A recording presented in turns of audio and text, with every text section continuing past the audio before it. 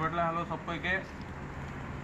এখানে একজন ব্লগিং করার চেষ্টা করছে বহুত ইয়ে করে। আমি এখন খেতে ব্যস্ত। এই ব্লগিং পরে আগে পেট পুজো না হলে কিছুই হবে না, পেটে পুরো ছুঁচোয় ডন মারছে। সকাল হতে হতে আমাদের সুন্দর সামনে ছোট্ট ছোট্ট এখানে টিলার মতো পাহাড় দেখা যাচ্ছে। আচ্ছা, এখন দিন হয়েছে, একটা জিনিস দেখাই। এই হচ্ছে এবারে আমার লরি, এটাকে কি বলবো, lorry. Washing powder Nirma, washing powder Nirma.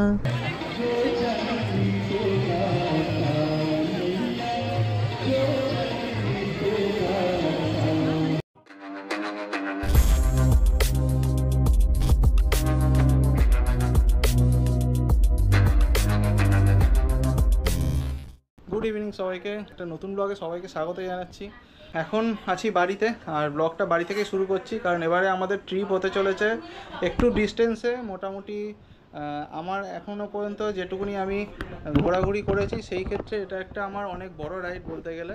এবারে আমরা যাচ্ছি স্পিতি রাইড, তাও আবার আমার 125 সিসি SP 125 নিয়ে।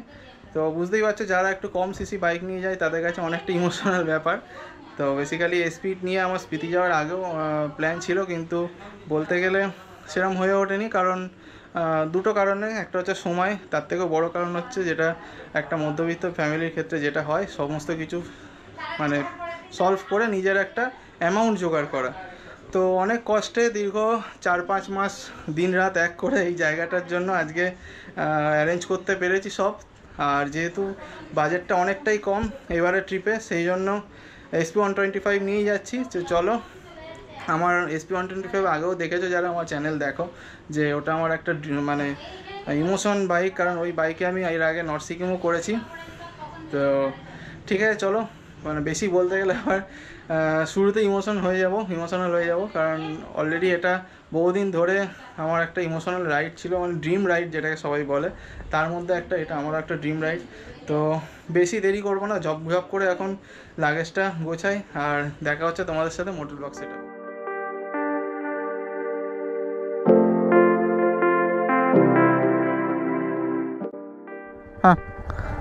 হ্যাঁ, জয় মা। তো চলো, রাইডিং স্টার্ট করা গেল। আর dream ride with my small 125 CC bike. আবার আজকে এই রাইডে আবার পূজাও আছে, তো পিলিয়ন। তো চলো, তোমাদেরও একটা এক্সপিরিয়েন্স হয়ে যাবে যে এই বাইক নিয়ে তোমরা রাইড করতে পারবে কি পারবে না। তো আশা করি স্পিতির রাইডে সেরকম কেউ SP নিয়ে গিয়েছে বলে মনে হয় না। যদি গিয়ে থাকো তো কমেন্ট করো। আর যেদিন তোমরা এই ব্লগটা দেখছো অলরেডি হয়তো আমরা রাইডে থাকবো। তো কিছু জানার থাকলে তোমরা কোশ্চেনও করতে পারো, অবশ্যই আমি সেটা কমেন্টে দিয়ে তোমাদের হেল্প করব, মানে অ্যান্সার দিয়ে হেল্প করব।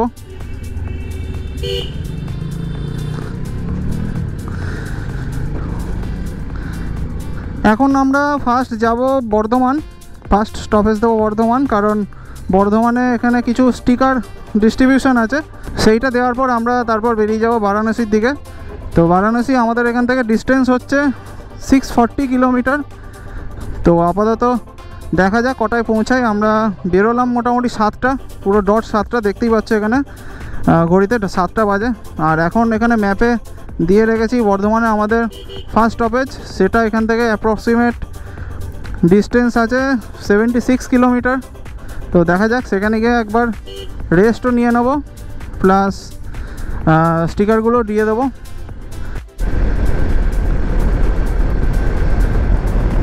তো আমরা এখন দিল্লি কলকাতা হাইওয়েতে উঠব। এর সাথে সাথে আমরা এখানে শক্তিগড়ে পৌঁছে গেছি। মোটামুটি এখন বাজে 8:24, আর আমরা মেন হাই রোডে উঠলাম। আপাতত হাইওয়েতে উঠে গেছি। তো দেখা যাক, সুন্দর রাস্তা, আগের থেকে তো দেখে খুব ভালোই লাগছে। বেসিক্যালি বহুদিন পর এলাম রাস্তাটায়।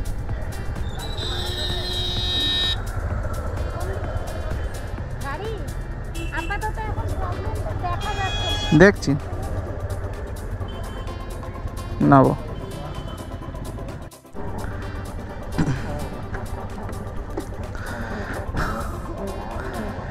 তো আমরা এখন স্টিকার ডিস্ট্রিবিউট করে এখন আবার এগোতে থাকবো আমাদের ডেস্টিনেশনের দিকে।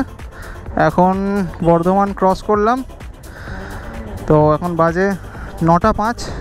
তো চলো দেখা যাক। আমি এখানে ম্যাপে ঔরঙ্গাবাদ মেরেছি, এখানে দেখাচ্ছে যে সকাল 5:03 বাজবে। এবার ঔরঙ্গাবাদ থেকে আবার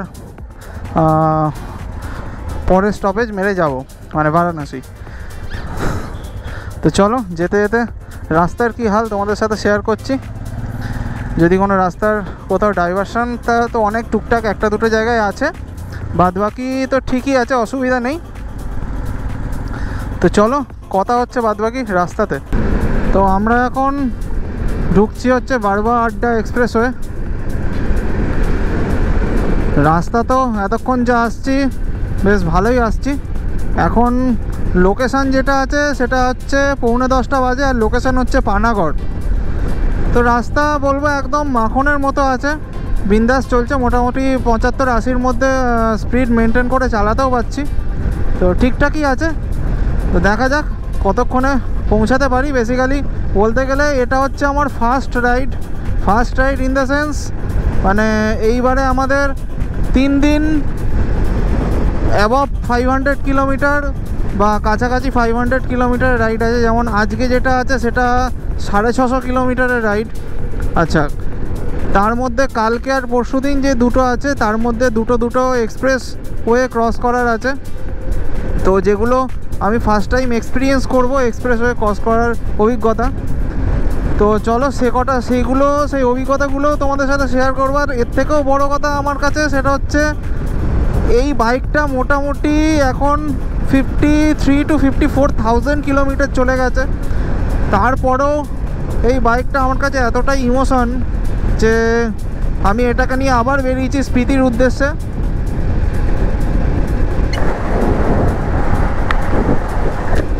চাইলে আমি বড় বাইকটা নিয়ে আসতে পারতাম, কিন্তু দুটো কারণে আনিনি। একটা ফার্স্ট হচ্ছে আমাদের মধ্যবিত্ত ঘরের ছেলেদের সব কিছু প্রয়োজন, পরিবারের সমস্ত কিছু মিটিয়ে যে এত বড় একটা রাইডে যাওয়া, সেটাই একটা স্বপ্নের ব্যাপার। কারণ যারা লাদাখ বা স্পিতি ঘুরতে যাও তারা নিশ্চয়ই রিলেট করতে পারবে যে একটা নর্থ ইন্ডিয়ার রাইডে কত খরচা হতে পারে, প্লাস সেটা যদি বাইকে হয় প্লাস পিলিয়ন সমেত দুজনের। তো সেই জায়গা থেকে আমার যতটা সম্ভব আমি টাকা জমিয়ে, বলতে গেলে বিগত 4 থেকে 4.5 মাস এরকমও গেছে, দুপুরে খাওয়া নেই।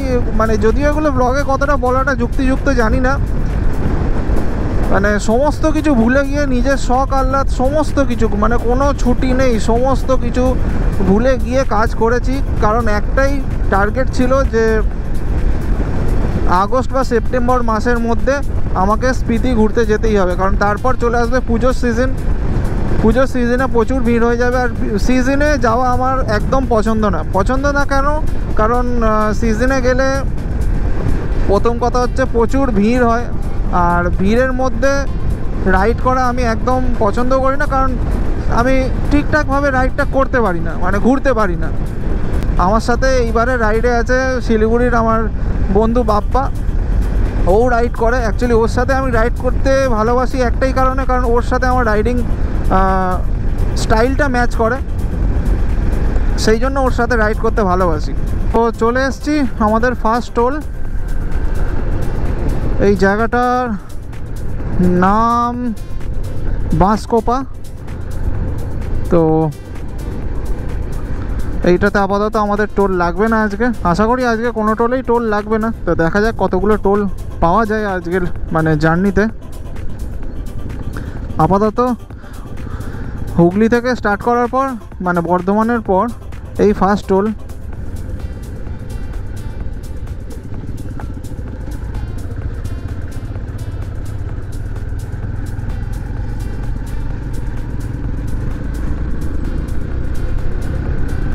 তো টোল ক্রস করে নিলাম, বাদবাকি একটু রাস্তায় লরির যা একটুখানি ট্রাফিক আছে, বাদবাকি তো রাস্তা স্মুথ আছে, কোনো অসুবিধা নেই। এখন আসানসোলে এসছি, একটুখানি দাঁড়িয়েছি এখানে রুটি ধাবা বলে ধাবা আছে। তো এসে দাঁড়িয়ে মোটামুটি এখানে রুটি আর বাটার রুটি আর এখানে তড়কা, লঙ্কা 130 টাকা পার প্লেট আছে, নিয়ে নিয়েছি দুটো। তো তিনজনে মিলে খেয়ে নেবো আপাতত। আর এখানে শশা দিয়েছে, শশা পেঁয়াজ। তো আপাতত খেয়ে নিই। আর রাস্তায় মাঝে মাঝে বৃষ্টি হচ্ছিলো, বাদ বাকি তো রাস্তা ওকে আছে, আপাতত জার্নি ঠিকঠাকই আছে। মোটামুটি 2 ঘন্টায় আমরা 100 কিলোমিটার কভার করেছি। 2 ঘন্টা না, 1 ঘন্টা 40-45 মিনিটে। তো সেই জায়গা থেকে ঠিকঠাকই স্পিডে মোটামুটি চালানো যাচ্ছে। রাস্তার কন্ডিশন খুব ভালো, বাট ম্যাপে দেখাচ্ছে সামনের দিকে একটুখানি কনজেস্টেড এরিয়া আছে। এখানে তো একজন হাত না ধুই খেতে লেগে গেছে, বলছে খাওয়ায় নাকি খুব সুন্দর টেস্ট হবে। আমি সব গেছে খাওয়ার জন্য হাত ধুতে, আর আমি সেই সময় একটুখানি পেট পুজোটা করে নিই, যাতে কেউ এসে কম পায়। এই যে তাড়াতাড়ি যেই দেখেছে আমি খেতে শুরু করেছি অমনি চলে এসছে।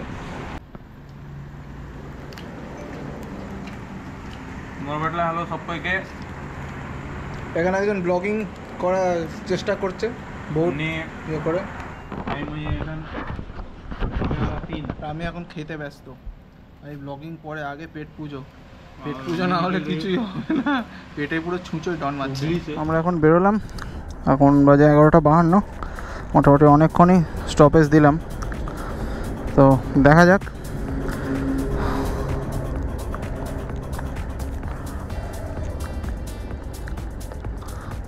চলো নাকি এগোলাম?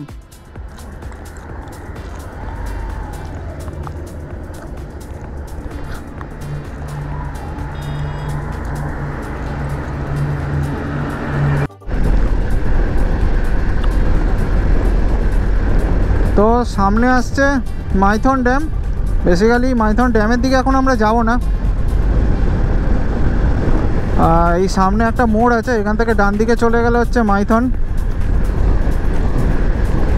তো আমরা এখন সোজা যাব।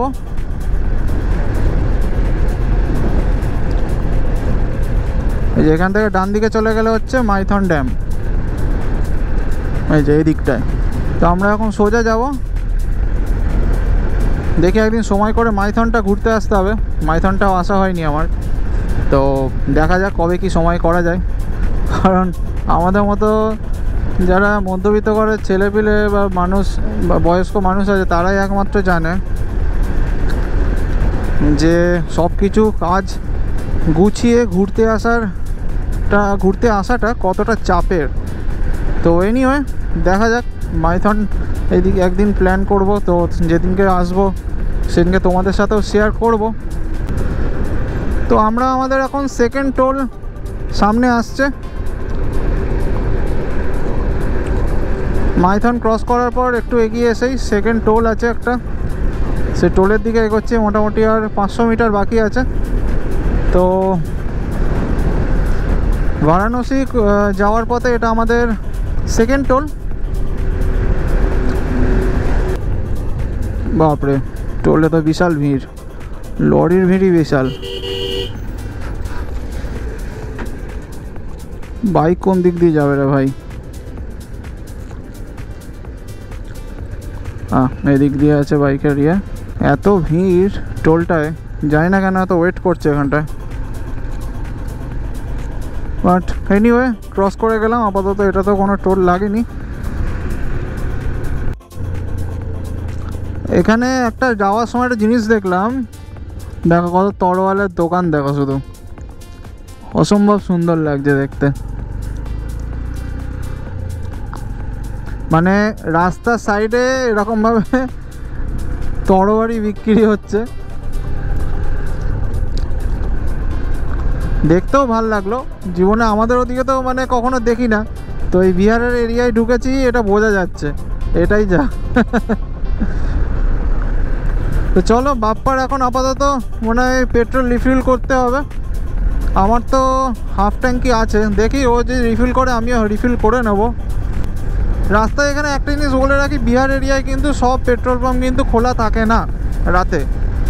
বিশেষ করে যেখানে দেখবে যে তোমরা যখন আসবে লাদাখ বা স্পিতি রাইডে, তখন যদি তোমরা রাতে জার্নি করো, যেখানে দেখবে রাস্তার এক সাইডে বিহারের এই ফতেপুর বলে একটা জায়গা, এই যে সামনে যেমন তরবারি বিক্রি হচ্ছে, ঠিক আছে, এই সব জায়গার আশেপাশে যে একটাই পেট্রোল পাম্প আছে ইন্ডিয়ান অয়েল, তো সেটা কিন্তু রাতে খোলা থাকে না। আমরা এইমাত্র গিয়েছিলাম, তো আমরা ওখান থেকে রিটার্ন যাচ্ছি। আবার নেক্সট পেট্রোল পাম্প আছে 2 কিলোমিটার দূরে, তো দেখা যাক ওটা খোলা আছে নাকি। তো এটা একটা ইনফরমেটিভ বলে মনে হলো বলে তোমাদের সাথে শেয়ার করলাম। তো যেখানে পেট্রোল পাম্প খোলা থাকবে, যদি ফিউলের প্রয়োজন হয় আপাতত ভরে নিও, এই নয় যে একদম লাস্ট মুহূর্তে গিয়ে ভরবো।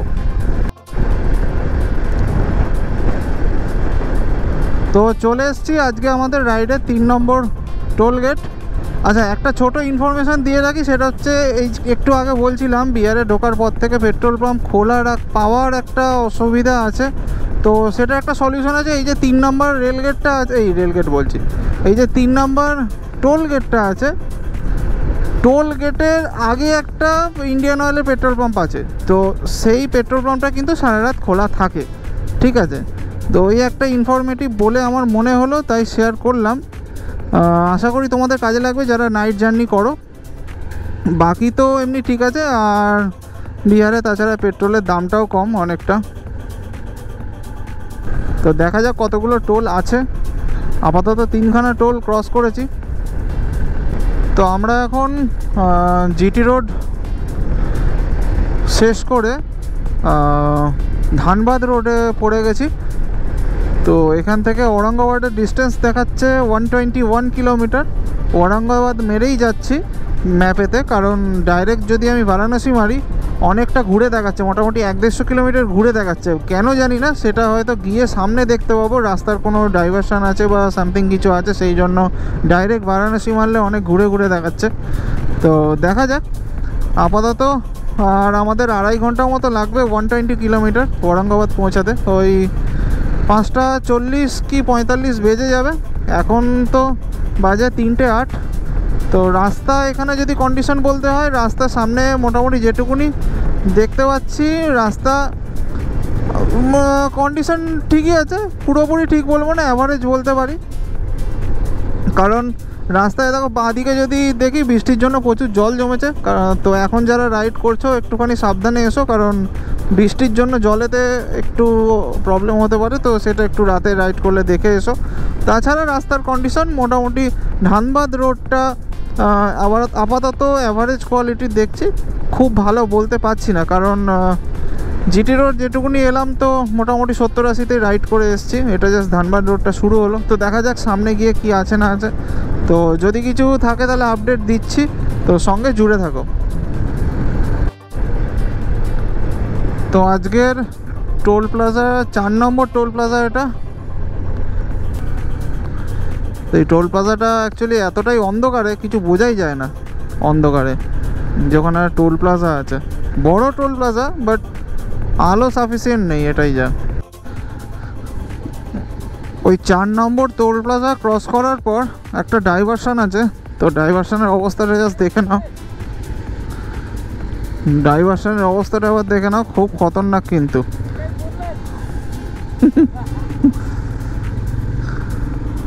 তো যারা আসছে একটু সাবধানে এসো, কারণ ডাইভারশানের পর যে রাস্তাটা আছে খুবই প্যাথেটিক। মানে কাদায় পুরো ভর্তি, আর সরু চাকার গাড়ি হলে কিন্তু হালকা হালকা স্কিড করছে। বিশেষ করে আমার পিছনে যেহেতু লোড বেশি, আমার সামনের চাকা কিন্তু হালকা হালকা স্কিড করছিল। তো বেশি দূর নেই, এটাই যা ভাগ্য ভালো। কিন্তু রাস্তাটা খুব একটা ভালো না। এই যা জিটি রোড পর্যন্ত ভালোই ছিল, ধানবাদ রাস্তাটা যেই স্টার্ট হয়েছে রাস্তার কন্ডিশন খুব একটা ভালো নেই। তো এনিওয়ে দেখা যাক সামনে আর কি কি আছে।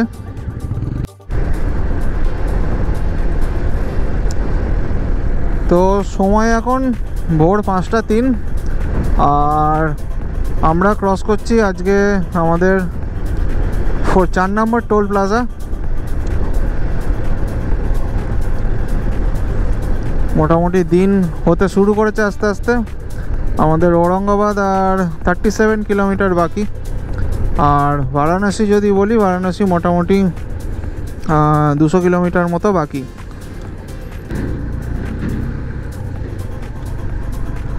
তো টোলটা ক্রস করে নিলাম।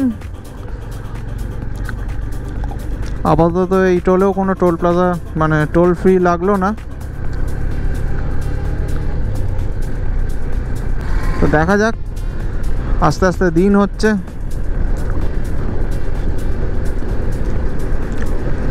তার সাথে সাথে ঘুমও পাচ্ছে।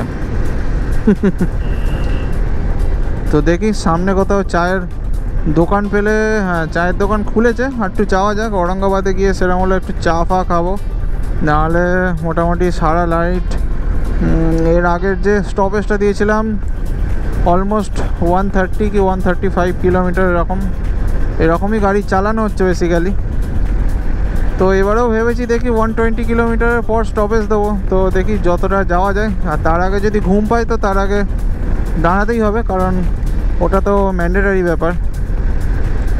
তো ঠিক আছে, সঙ্গে জুড়ে থাকো। আচ্ছা, এখন একটা ছোট আপডেট দিয়ে দিই এই জায়গাটা সম্বন্ধে। এখন আমরা আছি ঔরঙ্গাবাদ।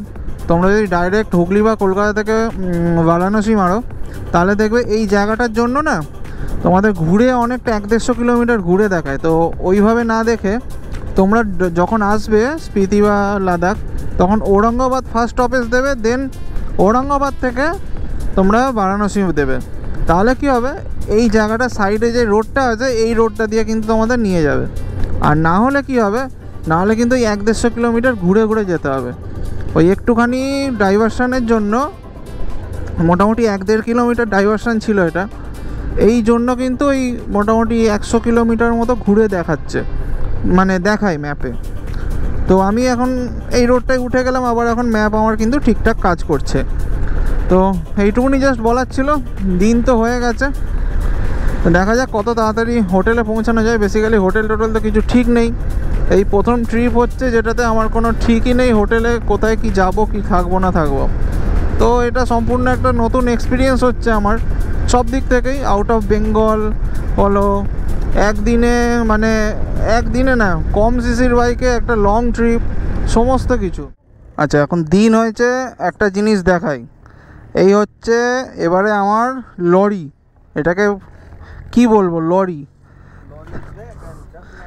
এটা হচ্ছে সামনে থেকে ভিউ লরির, আর পিছন থেকে কেন বলছি লরি, সেটার ভিউ হচ্ছে এই রকম। দুদিকে এত বড় বড় লাগেজ, পিছনে টেল লাগেজ, গাড়ির চাকা সুন্দর করে সরু সাইকেলের চাকার মতো। এই হচ্ছে লরির সিচুয়েশান। আর এই হচ্ছে আমাদের ডাস্টম্যান, ধুলো খেয়ে পুরো সাদা হয়ে গেছে।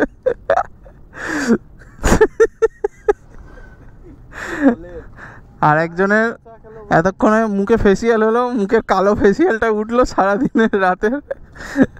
তো এখানে চা ফা খেয়ে লাল চোখ সাদা করে এখন আবার বেরোনো হচ্ছে। তো ঠিক আছে, চলো রাস্তায় যেতে যেতে কথা বলছি।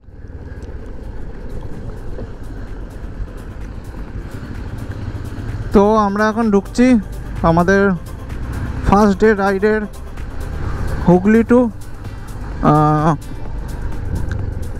বারাণসী ডিস্টেন্সের মধ্যে 5 নম্বর টোল প্লাজা।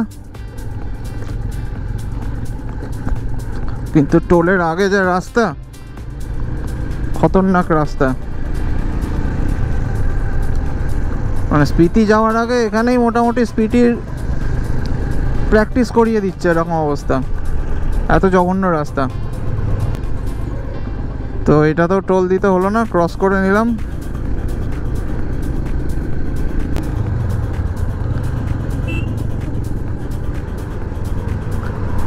তো এটা হচ্ছে আমাদের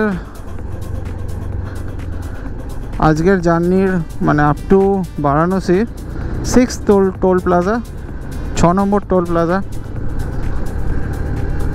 এটাতেও মনে হয় না টোল দিতে হবে, আশা করছি না, এটাতেও টোল দিতে হবে না, আমরা সাইড দিয়ে বেরিয়ে যেতে পারবো।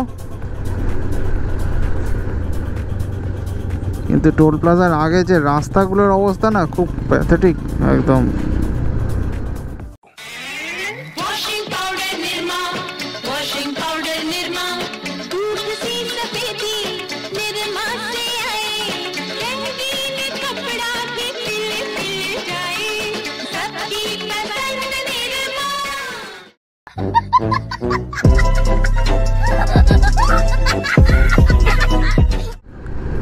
তো ফাইনালি আমরা বারাণসী ঢুকছি।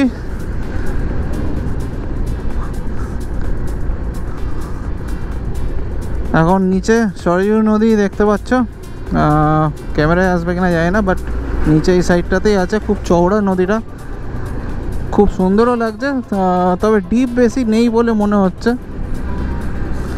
তো আমরা আজকে যাব আরশি ঘাটের দিকে। কেন যাচ্ছি সেটা যদি বৃষ্টি না হয় তাহলে সন্ধেবেলা দেখাবো। আর দেখি ওখানে আপাতত হোটেল তো ঠিক নেই, ওখানে গিয়ে দেখি হোটেল কি পাওয়া যায়, কত টাকায় হোটেল পাচ্ছি। আপাতত টার্গেট আছে একটা এসি রুম নেওয়ার, কারণ যা গরম বাইরে, একটু প্রপারলি যদি রেস্ট না পাই তো খুবই প্যাথেটিক কন্ডিশন হবে। কারণ আবার বিকেলে না, সন্ধ্যাবেলার দিকে বেরোনোও আছে নেক্সট স্টপেজের জন্য, মানে নেক্সট রাইডের জন্য আজকে আমরা বেরিয়ে যাব। তার আগে একটুখানি রেস্ট নেবো আর একটু ঘুরবো আরশি ঘাটটা। সন্ধ্যাবেলা একটা প্রোগ্রাম হয়, ওটা দেখব। তো এই জন্যই ওখানে নিচ্ছি রুমটা, দেখা যাক গিয়ে কি হয়। তো তোমরাও সাথে থাকো, তোমাদেরও শেয়ার করছি। Good evening. অ্যাকচুয়ালি আজকে সকালে হোটেলে ঢোকার পর না আর মানে শরীর এত এক্সস্ট ছিল, আর কারোর সাথে আসা হয়নি। আমরা এখন এসছি বারাণসীর আশি ঘাটের কাছে, যেখানে সন্ধ্যারতি হয়। বেসিক্যালি দুটো ঘাট আছে, একটা আশি ঘাট, একটা দশরথ ঘাট। তো এই দুটো ঘাটের মধ্যে আশি ঘাটটা আমাদের কাছাকাছি ছিল, এলাম। তো এখানে একটা রুম নিয়ে নিয়েছিলাম, এসি রুম আছে। এসি রুমটা আমাদের পড়েছে 1100 টাকা। তো আমরা তিনজনেই ছিলাম, বেশ রুমটা ভালোই। দেখিয়ে দিচ্ছি একবার। রুমটা নর্মাল একদম যেরকম থাকে ঠিকঠাকই আছে। তো একটা জিনিস বলে দিই, আশি ঘাটের এখানে আসলে কিছু কিছু অসুবিধা আছে। অসুবিধা বলতে যেমন এখানে একটু খাওয়া দাওয়ার প্রবলেম আছে। বেসিক্যালি এগুলো শেয়ার করে রাখা উচিত, কারণ আমরা যারা বাইকার্স, যারা ঘুরতে বেরোই, আমরা সারা রাত জার্নি করে বা কিছু অনেক দূর থেকে আসার পর যথেষ্ট সবাইকার খিদে পাওয়াটাই স্বাভাবিক, কিন্তু সেই পরিমাণে এখানে কিন্তু খাবার সাপ্লাইয়ের দোকান নেই। আছে, বাট যা খুব মানে কস্টলি। তো এটা একটা ব্যাপার। আর হোমস্টে বা হোটেল একটু কমই আছে। তো এইগুলো একটু খেয়াল করে এসো। দশরথ ঘাটটা আমি এখন বলতে পারছি না, কারণ ম্যাপে তো পরে দেখলাম যে দশরথ ঘাটের ওখানে সাফিসিয়েন্ট রুম ছিল। তো এটা আগে দেখলাম আমরা দশরথ ঘাটের ওখানেই যেতাম। এনিওয়ে, তো আমাদের বেসিক্যালি আসার সময় শরীর খুবই এক্সস্ট হয়ে গিয়েছিলো। মোটামুটি 650 কিলোমিটার রাইড। আর রাইডের থেকে আর একটা ইনফরমেশান দিয়ে দিই, ঔরঙ্গাবাদ থেকে বারাণসী কতগুলো ডাইভারশন ছিল? 50-এর উপরে মিনিমাম 50টা ডাইভারশন আছে মোটামুটি। ব্লগে কিছু কিছু আমি অ্যাড করেও দিয়েছি, আশা করি দেখে নিয়েছো ডাইভারশন কি লেভেলের আছে। তো সেগুলো একটু মাথায় রেখে এসো। রাস্তার কন্ডিশন খুবই খারাপ, মানে খারাপ বলবো, আপ টু ঔরঙ্গাবাদ পর্যন্ত ঠিকই আছে। ঔরঙ্গাবাদের পর থেকে মানে 2 কিলোমিটার পর পর ডাইভারশন, এরকম ব্যাপার। তো রাস্তা হচ্ছে, কবে হবে জানি না, এই একটা ব্যাপার। তো চলো আপাতত এখন যাব আমরা একটু সন্ধ্যারতি দেখতে। মানে কারেন্ট গেল। তো এখন যাব আমরা একটু সন্ধ্যারতি দেখতে। সন্ধ্যারতিটা দেখে দেন আমরা বেরোবো। আজকে আমরা এখন বেরিয়ে, আজকে মোটামুটি রাইড আছে, আজকেও 630 কিলোমিটার সামথিং অ্যারাউন্ড রাইড আছে। আগ্রা যাব। তো ওখানে ওই জন্য আগে থেকে আমরা এবারে হোটেল বুক করে রেখেছি, কারণ এসে আমাদের হোটেল খুঁজতেও অনেক সময় লেগেছে আজকে রোদের মধ্যে। তো এনিওয়ে আপাতত যাই। সন্ধ্যারতি অলমোস্ট শুরু হওয়ার টাইম হয়ে গেল, আমরাও রেডি হয়ে গেছি। তো চলো দেখতে থাকো সন্ধ্যারতির কিছু মুহূর্ত।